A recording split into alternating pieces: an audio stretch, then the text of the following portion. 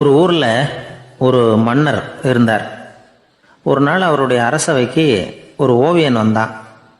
அவன் சீனா தேசத்திலிருந்து வந்தவன், தாவோ சிந்தனையாளன். அவன் அங்கே வந்து மன்னர் முன்னாடி நிற்கிறான். யாரும் செய்ய முடியாத ஒரு காரியத்தை என்னால் செய்ய முடியும்னா. இவன் இப்படி சொன்னதை கேட்டதும் ஏற்கனவே அங்கே இருந்த அரசவை ஓவியன் ஒருத்தனுக்கு கோபம் வந்துட்டுது. இதோ பாரு, இப்படிலாம் பேசக்கூடாது, நான் வேணும்னா உன்னுடைய சவாலை ஏற்றுக்கிறேன் அப்படின்னா. நாம் 2 பேரும் ஓவியம் தீட்டுவோம், அதை பார்த்துட்டு நம்ம 2 பேரில் யார் சிறந்த ஓவியன் அப்படிங்கிறத மன்னரே தீர்மானம் செய்யட்டும், என்ன சொல்கிற அப்படின்னு கேட்டான். அவனும் சரின்னு ஒத்துக்கிட்டான். போட்டி ஆரம்பமாச்சு. அரசர் அவங்களுக்கு 2 சுவர்களை ஒதுக்கி கொடுத்தார். 6 மாத காலம் அவகாசம் கொடுத்தார். 2 ஓவியர்களும் அவங்கவுங்க வேலையை ஆரம்பித்தாங்க. இரவு பகலாக வேலை செய்ய ஆரம்பிச்சுட்டாங்க. 6 மாதம் முடிஞ்சது.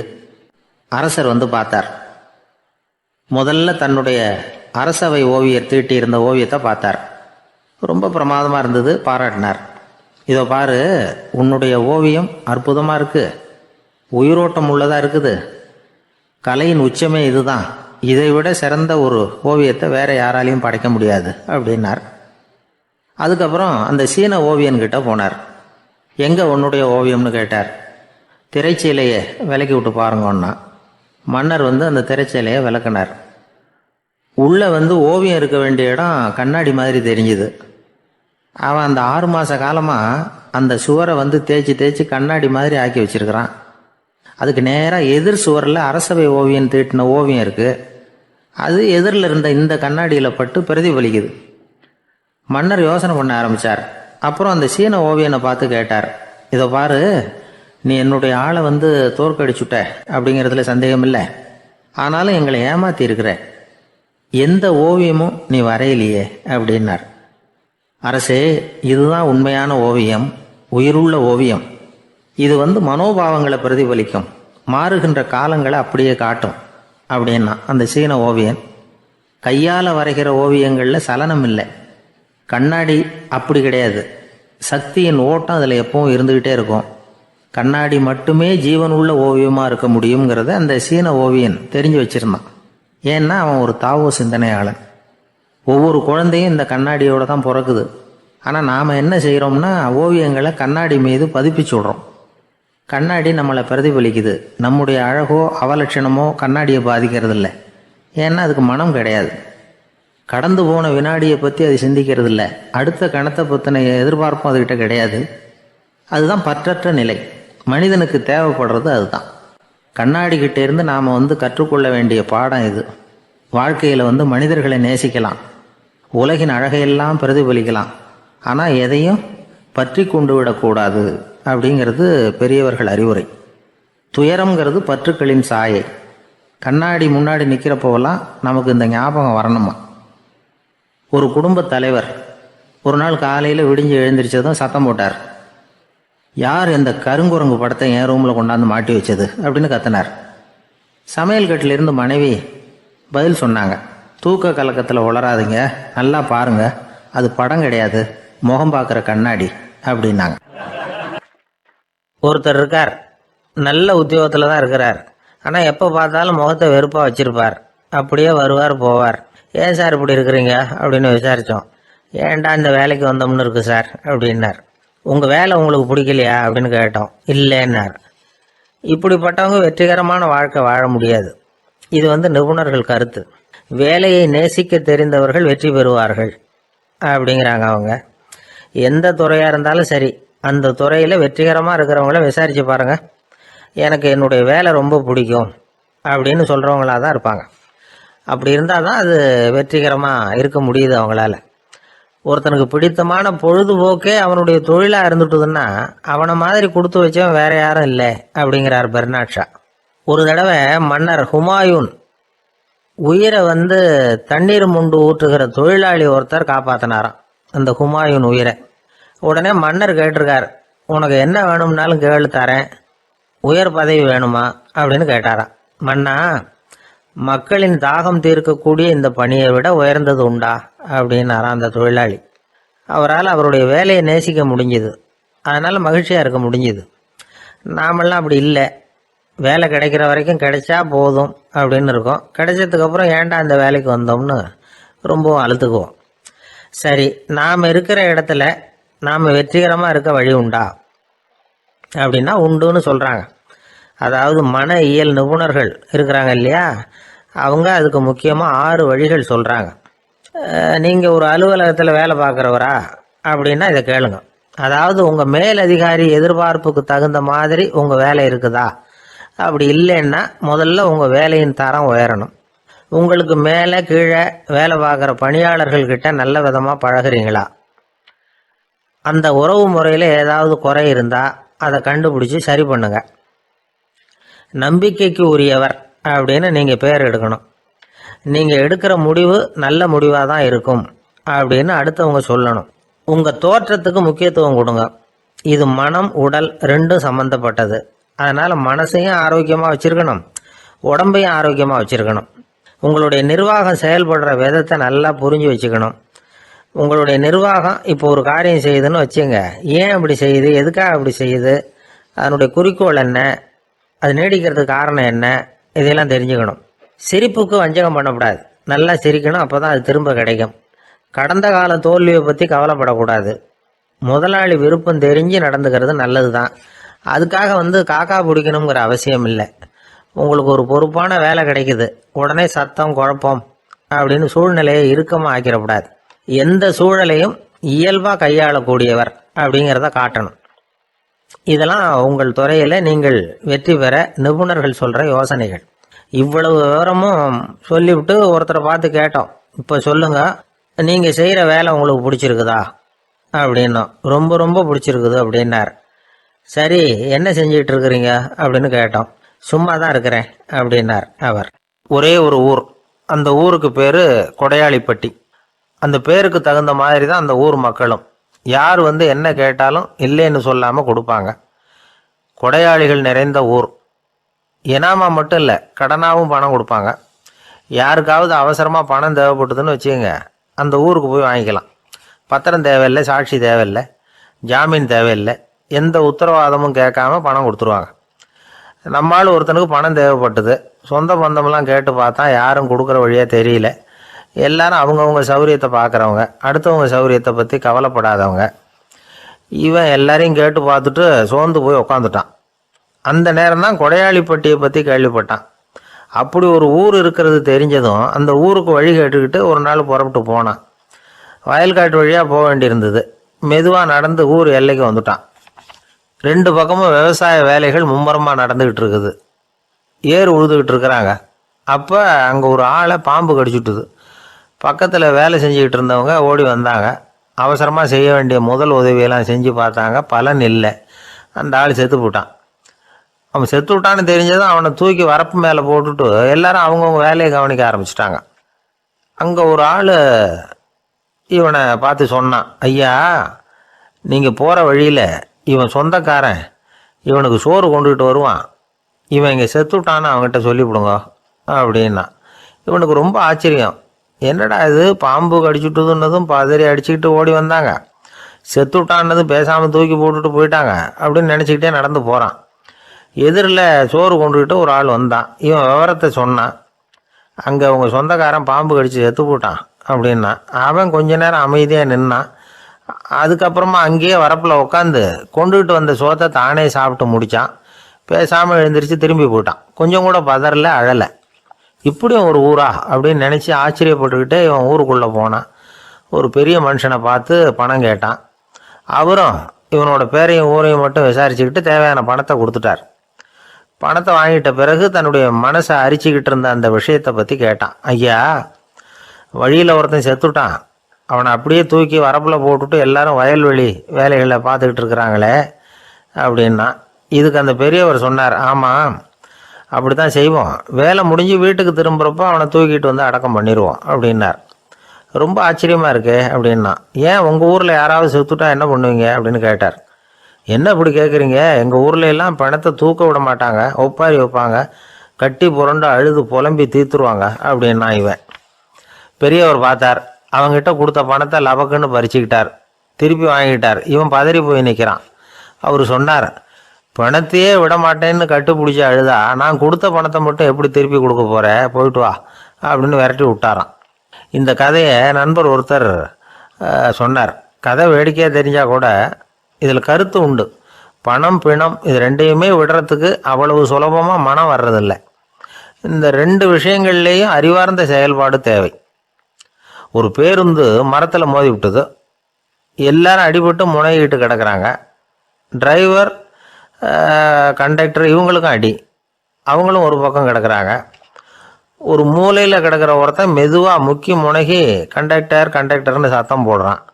கண்டக்டர் மெதுவாக நகர்ந்து அவங்ககிட்ட போய் என்னன்னு விசாரிக்கிறார். அவன் ரொம்ப சிரமப்பட்டு வாயை திறந்து ஒரு 15 காசு சில்லற பாக்கி அப்படின்னானான். ஜெருசலேம் அங்கே உள்ள ஒரு தேவாலயம். அதில் உள்ள பலிபீடத்தின் முன்னாடி ஒரு பெட்டி உண்டு. அது காணிக்கை பெட்டி. ஆலயத்துக்கு வர்றவங்க பிரார்த்தனை பண்ணிவிட்டு திரும்பி போகிற சமயத்தில் அந்த பெட்டியில் காணிக்கை போடுவாங்க. அவங்களால எவ்வளவு முடியுமோ அவ்வளவு போடுறது வழக்கம். அவங்கவுங்க வசதிக்கு தகுந்த மாதிரி போடுவாங்க. வசதி உள்ளவங்களாக இருந்தாலும் சரி, வசதியே இல்லாத வறியவர்களாக இருந்தாலும் சரி, ஆலய காணிக்கை பெட்டியில் காசு போடுறது அவங்களுக்கு ரொம்ப பெருமையான ஒரு செயல். ஒரு சமயம் இயேசு தம்முடைய சீடர்களோடு அந்த ஆலயத்துக்கு வரார். அங்கே உட்காந்து ரொம்ப நேரம் வழிபாடு பண்ணிகிட்டு இருக்கிறார். சீடர்களும் அந்த ஜபத்தில் கலந்துக்கிட்டாங்க. வழிபாடு முடிஞ்சுது. இயேசு உட்காந்துருக்கிறார். காணிக்கை பெட்டியில் காசு போடுறவங்கள கவனிக்கிறார். சீடர்களும் அதையே கவனிச்சுக்கிட்டு இருக்கிறாங்க. ரொம்ப பேர் வரிசையாக வந்தாங்க. அவங்களால முடிஞ்ச அளவுக்கு காசு போட்டுட்டு அவங்க பாட்டுக்கு போய்கிட்டு இருக்கிறாங்க. வசதியானவங்க நிறைய பேர் வந்தாங்க. அதுக்கு மத்தியில் வயசான ஒரு அம்மா, அவங்களும் வந்து காசு போட்டுட்டு போகிறாங்க. இப்போ இயேசு தன்னுடைய சீடர்கள் பக்கம் திரும்பினார். ஒரு கேள்வி கேட்டார். இப்போ இந்த காணிக்கை பெட்டியில் நிறைய பேர் வந்து காசு போட்டுட்டு போகிறத நீங்கள் கவனிச்சிங்க. இன்றைக்கி இந்த காணிக்கை பெட்டியில் ரொம்பவும் அதிகமாக காசு போட்டது யார் அப்படின்னு கேட்டார். முதல்ல வந்தார ஒரு பெரிய மனுஷன், அவர் தான் அதிகமாக போட்டார் அப்படின்னார் ஒருத்தர். மூணாவதாக வந்தவர் தான் அதிகமாக போட்டார், நான் கவனித்தேன் அப்படின்னாரு இன்னொருத்தர். இப்படி ஆளுக்கு ஒரு விதமாக சொல்கிறாங்க. கடைசியாக இயேசு சொன்னாராம், இன்றைக்கு அந்த பெட்டியில் அதிகமாக காசு போட்டவங்க அந்த வயசான அம்மா தான் அப்படின்னாராம். சீடர்களுக்கு ஒன்றும் புரியல. அந்த அம்மா ரொம்பவும் ஏழையாச்சே, அவங்க எப்படி அதிகமாக காணிக்கை செலுத்த முடியும் அப்படிங்கிறது அவங்க சந்தேகம். இயேசு விளக்குனார். நிறைய பேர் வந்தாங்க, நிறையவே காசுகள் போட்டாங்க, அது உண்மைதான். ஆனால் அந்த அம்மா என்ன பண்ணாங்க கவனிச்சிங்களா? வந்தாங்க, தன்னுடைய காசு பையை திறந்தாங்க, அப்படியே கொட்டுனாங்க. அதில் இருந்தது 2 காசுகள் தான். அந்த 2 காசும் காணிக்கை பெட்டியில் விழுந்துட்டுது. மற்றவங்கள்லாம் தங்கள்கிட்ட இருந்த செல்வத்தின் ஒரு சிறு பகுதியை எடுத்து பெட்டியில் போட்டாங்க. ஆனால் இந்த அம்மா தன்கிட்ட என்ன இருந்ததோ அதை அப்படியே போட்டுட்டாங்க. தன்னுடைய பிழைப்புக்காக வச்சுருந்த அவ்வளவையும் இழக்கிறதுக்கு தயாராகிட்டாங்க. அவ்வளவு தாராள மனசு அவங்களுக்கு. அதனால் அவங்க செலுத்தின காணிக்கை தான் அளவில் அதிகம் அப்படின்னார். விலை மதிப்பில்லாத முத்து புதையல் ஒருத்தனுக்கு கிடைக்க போகுதுன்னு வச்சுக்கோங்க. அதன் மதிப்பை உணர்ந்தவன் என்ன பண்ணுவான்? அதை அடையிறதுக்காக தன்கிட்ட இருக்கிற எதையும் கொடுக்கறதுக்கு தயாராக இருப்பான் இல்லையா? அது மாதிரி தான் இதுவும் அப்படின்னார். உலக மதிப்பீடுகளை துரும்பா தூசியாக மதித்து அதையெல்லாம் உதறி விடுகிறவன் இறையருள் அப்படிங்கிற இணையில்லாத செல்வத்தை பெறுகிறான் அப்படிங்கிறது இதில் உள்ள கருத்து. இறைவனுக்காக இழப்பதுன்னா துன்பப்படுகிறவர்களுக்காக, ஏழைகளுக்காக, ஏதுமற்றவர்களுக்காக இழப்பது அப்படின்னு அர்த்தம். உங்கள் அயலானுக்கு நீங்கள் என்ன உதவி செய்தாலும் அதை எனக்கே செய்கிறீர்கள் அப்படின்னு இயேசு சொல்லியிருக்கிறார். அடுத்தவங்களுக்கு உதவணுங்கிற குணம் இன்றைக்கி ரொம்ப குறைஞ்சி போச்சு. ஒருத்தன் வாழைப்பழத்தோல் வழுக்கி கீழே விழுந்துட்டான். பக்கத்தில் இருந்த நண்பன் உடனே இவனை தூக்கிக்கிட்டு போய் ஆஸ்பத்திரியில் சேர்த்துட்டான். அதுக்கப்புறம் சொன்னான், நீ அந்த வாழைப்பழத்தோலில் காலை வைக்க போகிறத முன்னாடியே நான் கவனிச்சுட்டேன் அப்படின்னானா. அப்படின்னா அப்போவே நீ எனக்கு உதவி செஞ்சுருக்கலாமே அப்படின்னானா அவன். நான் டாக்டருக்கு உதவலாம்னு நினச்சிட்டேன் அப்படின்னா இவன். சில பேர் ஆளை பார்த்தா 60 வயசு மாதிரி தோணும். உண்மையான வயசு என்னன்னு பார்த்தா 40 அல்லது 45 சில பேரை பார்க்கறதுக்கு 45 மாதிரி தெரியும், உண்மையிலேயே 65 தாண்டி இருப்பாங்க. ஒரு மனிதனுக்கு 2 வகையான வயது உண்டுங்கிறார் ஓஷோ. அதாவது உடம்புக்குன்னு ஒரு வயசு, மனசுக்குன்னு ஒரு வயசு. முதல் உலக மகாயுத்தம் நடந்தது இல்லையா, அது முடிஞ்சதுக்கு அப்புறம் முதல் தடவையாக மனிதனின் மூளை வளர்ச்சியை பற்றி மனநல வைத்தியர்கள் ஒரு கணக்கெடுப்பு சோதனை நடத்தினாங்களாம். அது வரைக்கும் மனிதனுக்கு 2 வகையான வயது உண்டுன்னு யாரும் சிந்திச்சதே இல்லையா. அந்த உலக மகா யுத்தம் முடிஞ்சதுக்கு அப்புறம் மனிதனுடைய சராசரி மனதின் வயதை கணக்கிட்டு பார்க்கும் பொழுது அவங்களுக்கெல்லாம் ரொம்ப அதிர்ச்சியாக இருந்துதான்.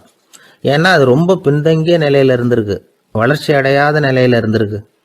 அவங்க கண்டுபிடிச்ச பிரகாரம் அப்போ மனசோட சராசரி வயசு என்ன தெரியுமா? 14. அப்படின்னா பார்த்துங்க, உடல் ரீதியாக ஒருத்தரோட வயசு 70 கூட இருக்கலாம், ஆனால் மனசோட வயசு 14 தான். இதுக்கு நேர்மாறாக அமைஞ்சு போச்சுன்னு வச்சேங்க. அதாவது ஒருத்தருக்கு உண்மையிலேயே 14 வயசு, அதாவது உடலோட வயசு 14, அவரோட மனசின் வயசு 70ன்னு வச்சுக்கோங்க. இப்படி அமைஞ்சுட்டுதுன்னா அவர் சீக்கிரம் ஞானத்தன்மை அடைஞ்சிருவார் அப்படின்னு அர்த்தம். இப்போ நமக்கெல்லாம் உடம்போட வயசு மனசோட வயசு ரெண்டும் ஒன்றா இருந்துட்டா அதுவே போதும், அதுவே பெரிய விஷயம். இப்போ எமர்சன் கிட்ட போய் ஒருத்தர் கேட்டாராம், உங்கள் வயசு என்ன அப்படின்னு. அவர் உடனே பதில் சொல்லியிருக்கார், 360 வருஷம் அப்படின்னாராம். கேட்டவர் குழம்பி போயிட்டார். அவர் என்ன சொல்கிறாரு, 360 வயசா? என்ன நம்ம காதில் தான் சரியாக விழலையா? எமர்சன் எப்பவும் உண்மையை பேசுகிற ஒரு சிறந்த அறிவாளி, அவர் இப்படிலாம் பொய் சொல்ல மாட்டாரே அப்படின்னு ஒரு யோசனை பண்ணிக்கிட்டே இவர் மறுபடியும் அவர் கிட்ட போனாராம். ஐயா, நீங்கள் சொன்னது சரியாக என் காதில் விழலை, அதனால் மறுபடியும் கேட்குறேன், உங்கள் வயசு என்ன அப்படின்னாராம். எமர்சன் மறுபடியும் சொல்லியிருக்கிறார், 360 வருஷம்னு. வந்தவருக்கு உண்மையிலேயே அதிர்ச்சியாக போட்டுது. அதுக்கப்புறம் மெதுவாக ஆரம்பித்தாராம், ஐயா நீங்கள் சொல்கிறத என்னால் ஏற்றுக்க முடியாது. எப்படி பார்த்தாலும் இப்போ உங்களுக்கு வயசு ஒரு 60க்கு மேலே இருக்காதுன்னு நினைக்கிறேன் அப்படின்னாராம். நீங்கள் சொல்கிறது சரிதான், அது என் உடம்போட வயசுன்னாராம் எமர்சன். அப்படின்னா ஏற்கனவே நீங்கள் சொன்னது அப்படின்னு கேட்டிருக்காரு, அது என் மனசோட வயசு அப்படின்னாராம்.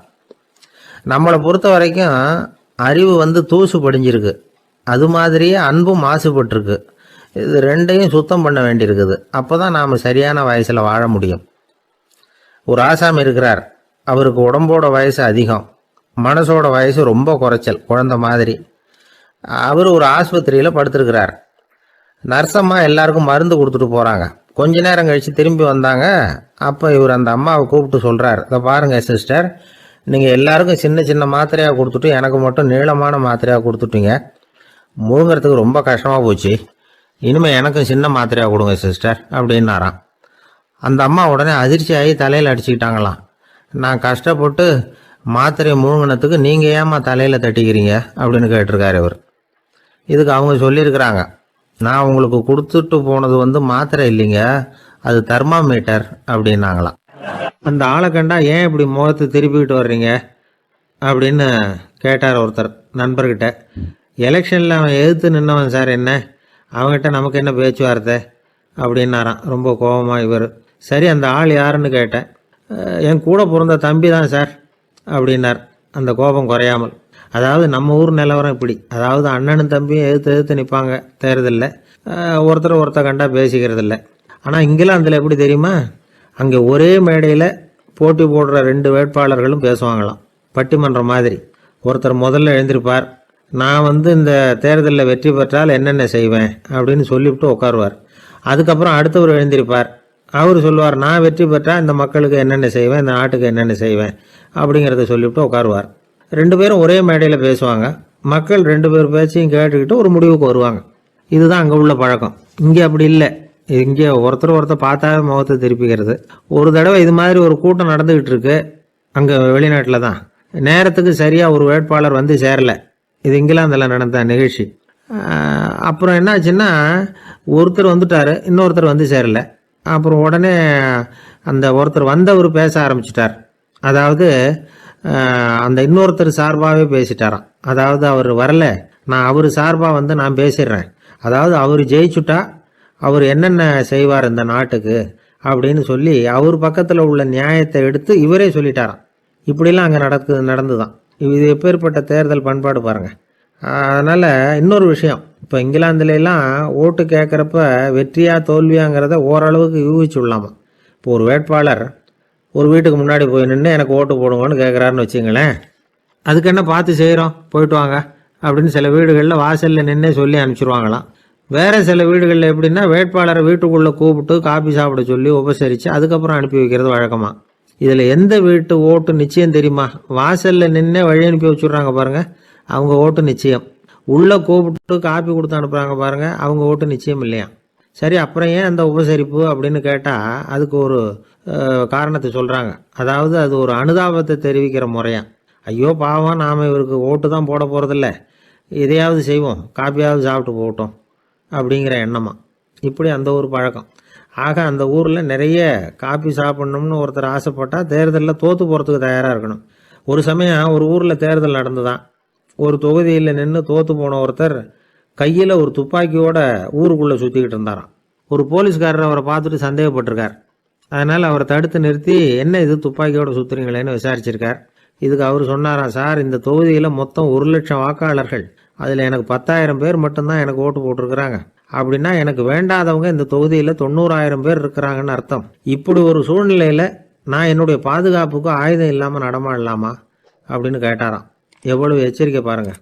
நம்ம ஊரில் சில பேர் ஓட்டு கேட்குற விதமே தனி. ஒருத்தர் ரொம்ப சாமர்த்தியமாக ஓட்டு கேட்பாராம். அவர் எப்படின்னா, ஒரு வீட்டுக்கு போகிறாருன்னு வச்சுங்களேன், அந்த நேரம் அந்த வீட்டுக்காரரு என்ன செஞ்சுக்கிட்டு இருக்கிறாரோ அதே வேலையை இவரும் கொஞ்ச நேரம் செய்வாராம், அவருக்கு ஒத்தாசையாக. அதுக்கப்புறம் மெதுவாக பேச்சு கொடுப்பார், ஓட்டு கேட்பார், இது மாதிரி எலெக்ஷனில் நிற்கிறேன் கவனிக்கணும்னு. அது மாதிரி ஒரு தடவை அவர் போனப்போ அங்கே அவர் என்ன பண்ணிகிட்டு இருக்காரு, வீட்டுக்கு பின்னாடி மாட்டு கொட்டையில் பால் கறந்துக்கிட்டு இருக்கார் ஒரு பசுமாட்டுக்கிட்ட. அந்த வீட்டில் இவர் ஓட்டு கேட்க போனவர் இவர் ஓடி போய் இன்னொரு சொம்பை எடுத்துக்கிட்டு அதே மாட்டுக்கு இன்னொரு பக்கம் போய் உட்காந்துக்கிட்டு இவரும் பால் கறக்க ஆரம்பிச்சிட்டார். எதிர உட்காந்துட்டு இருக்காரு இவர் இந்த பக்கம் உட்காந்துருக்கார். கீழே கொஞ்சம் குனிஞ்சு பார்த்தா ஒருத்தர் முகத்தை ஒருத்தர் பார்க்கலாம். கொஞ்ச நேரம் ஆனதுக்கப்புறம் இவர் மெதுவாக அவர்கிட்ட பேச்சு கொடுத்தாராம். இது மாதிரி நான் எலெக்ஷனில் நிற்கிறேன், நீங்கள் ஓட்டு போடணும், அதுக்காக தான் வந்தேன்னாராம். அது முடியாதுங்களேன்னாராம் அவர். ஏன்னு கேட்டிருக்கார். நான் இந்த வீட்டுக்காரன் இல்லை, நானும் உன்ன மாதிரி ஓட்டு கேட்க வந்தவன் தான் அப்படின்னாராம் அவர். ஒரு விவசாயி விதைக்கிறதுக்காக வயல்வெளி பக்கம் போகிறார். விதைகளை அள்ளி வீசினார். அப்போ என்ன ஆச்சுன்னா, சில விதைகள் பாதை ஓரத்தில் விழுந்தது, சில விதைகள் முள் செடிகள் மண்டி இருந்த புதருக்கு இடையில் விழுந்தது, சில விதைகள் நல்ல நிலத்தில் விழுந்தது. பாதை ஓரத்தில் விழுந்த விதை என்ன ஆச்சுன்னா, அதெல்லாம் பறவைகள் கண்ணில் போட்டுவிட்டுது. உடனே உட்காந்து கொத்தி தின்னுட்டு போட்டுது. அதிகமாக மண் இல்லாத பாறை பகுதியில் விழுந்த விதையெல்லாம் லேசாக வேர் விட்டு முளைக்க ஆரம்பிச்சிது. அதுக்கப்புறம் வேர் கீழேயும் ஆழமாக போக முடியல, மேலேயும் சூரிய வெப்பம் அதிகம் தாங்க முடியல, எல்லாம் காஞ்சி கருகி போட்டுது. புதர் பகுதியில் சில விதைகள் விழுந்தது இல்லையா, முள் செடிகள் காடாக மண்டி போயிருந்தது. அதனால் முளைச்சி வர்ற செடிக்கு நெருக்கடி அதிகமாக போட்டுது, சரியாக வளர முடியல, விளைச்சலும் சரியாக இல்லை.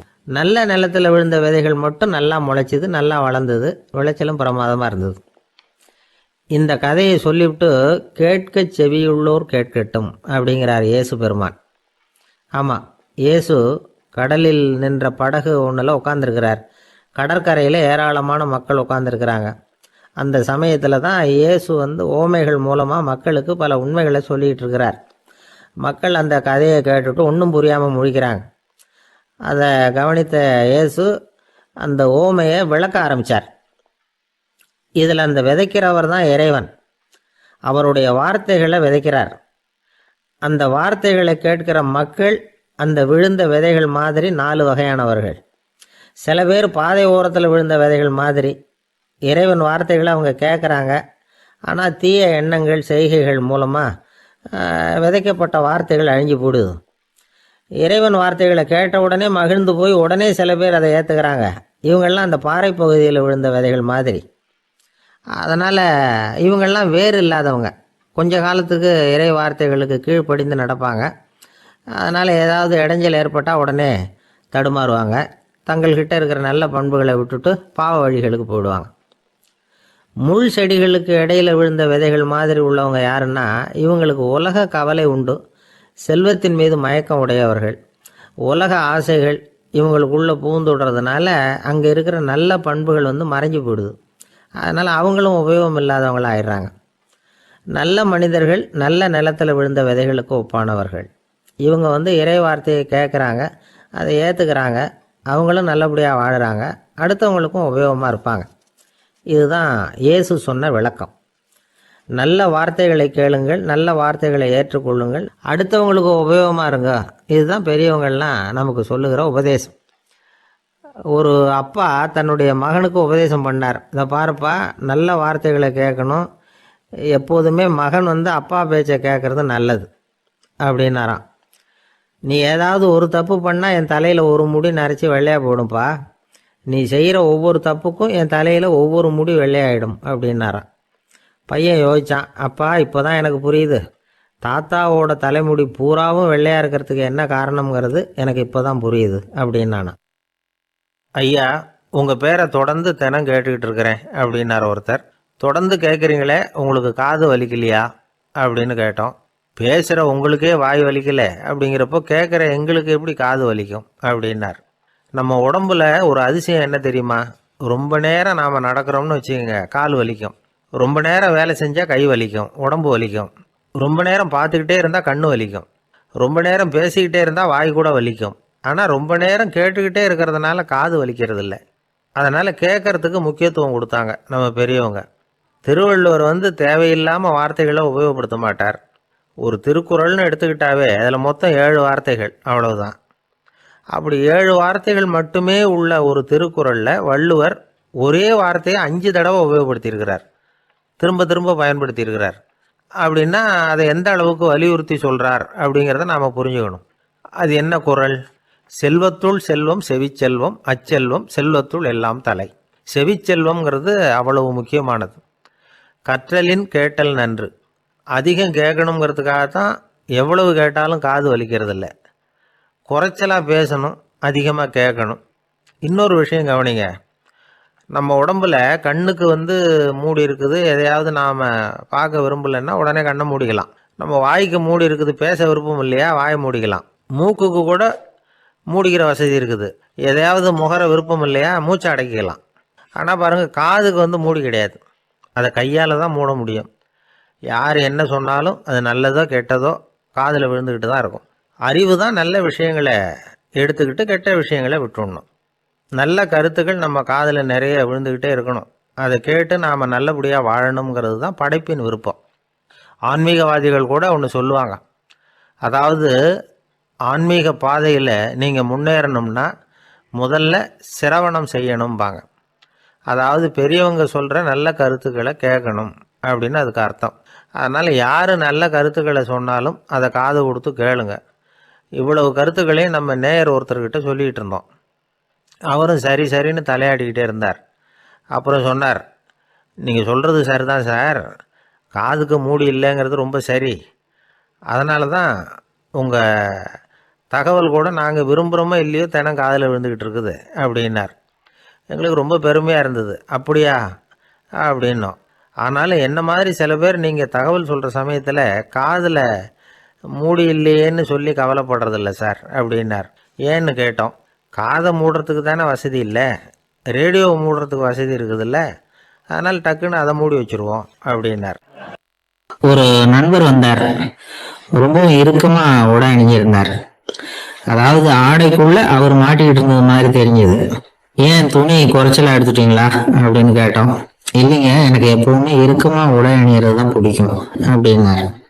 ஒருத்தர் எப்படி உடை அணிகிறார் அப்படிங்கிறத வச்சு அந்த ஆள் எப்படிப்பட்டவர் அப்படிங்கிறத கண்டுபிடிச்சிடலாம். உடை அணிகிற விதம் ஒருத்தருடைய மனநிலையை வெளிப்படுத்துதான். இப்போ இறுக்கமான உடை அணிகிறவங்க பொதுவாக மன நிம்மதி இல்லாதவங்களா இருப்பாங்களாம், கோபக்காரங்களா இருப்பாங்களாம். ரொம்ப தொலைதொலைப்பாக ஆடை அணிகிறவங்க இருக்கிறாங்கல்ல, அவங்கெல்லாம் அமைதியான ஆளாக இருப்பாங்களாம், சாந்தமாக இருப்பாங்களாம். இவங்கெல்லாம் போராடுறதுக்கு சரியாக வரமாட்டாங்களாம். இப்படி ஒரு கணிப்பு இருக்குது. அதனால தான் போர் வீரர்களுக்கெல்லாம் இறுக்கமான உடையை தான் கொடுக்கறது வழக்கம். ஆனால் சன்னியாசிகளை பாருங்க, அவங்களுக்கெல்லாம் ரொம்ப தொலை உடைகள் தான். அவங்கெல்லாம் டைட் பேண்ட் போட்டுட்டு நிற்க மாட்டாங்க சன்னியாசிகள்லாம். அதே மாதிரி சன்னியாசிகள்லாம் காவி உடைய தேர்ந்தெடுக்கிறதுக்கும் காரணம் உண்டு. பல ஆண்டுகள் சோதனை செஞ்சு பார்த்துட்டு தான் சன்னியாசத்துக்கு காவி தான் சரி அப்படின்னு முடிவு பண்ணியிருக்கிறாங்க. இப்போ பௌதீக விஞ்ஞானப்படியும் அதுதான் சரி. அதாவது சூரிய ஒளியில 7 வண்ணங்கள் உண்டு. ஒரு பொருள் மேல அது விழும்போது அந்த பொருள் நமக்கு சிவப்பா தெரிஞ்சதுன்னா அந்த பொருள் சிவப்பை தவிர மற்ற எல்லா நிற கதிர்களையும் உள்வாங்கிக்கிட்டு சிவப்பு நிறத்தை மட்டும் வெளியில விடுது, அதாவது விலக்கி விடுது. அதனாலதான் அந்த பொருள் சிவப்பா தெரியுது. உடல் ஆரோக்கியத்துக்கு ஓரளவு சிவப்பு தேவைப்படுது. அதனாலதான் காவி உடை அணிஞ்சா சூரிய ஒளி ஓரளவு சிவப்பு விலக்கிப்படும். அதாவது சிவப்பின் பலனும் கிடைக்கும், அந்த சிவப்பின் கெடுதலும் இல்லை. அப்படின்னு யோசனை பண்ணாங்க. காவி வந்து உதய வேளையின் நிறம்.